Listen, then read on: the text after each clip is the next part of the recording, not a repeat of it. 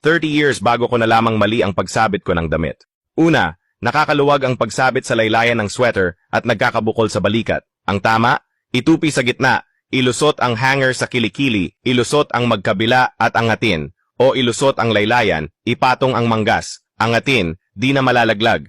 Pangalawa, nakakagusot to, pag ganyan, nahuhulog lang. Ang tama, ilusot ang isang paa, itupi at ilusot ang kabila, kahit alugin, di malalaglag, o itupi sa gitna.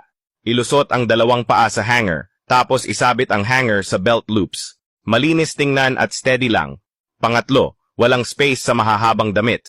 Nalulukot ang coat, isabit gaya ng dati, tapos itupi ang laylayan paloob. Gawin din to sa mga manggas. Ilusot ang laylayan sa hanger at isabit ng ganito, kasya sa maikling space.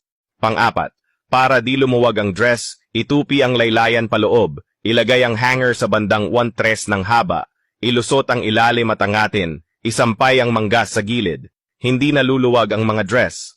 Pang-5, naiipit ba ng hanger ang manggas? Baligtarin lang ang pagsabit ng shirt.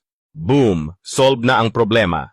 Pang-6, pag-cruisin ang dalawang hanger ng ganito para di tangayin ng hangin, o isabit ang goma sa hanger at isara ang kabila ng ganito. Ngayon meron ka ng sariling DIY windproof hanger clip.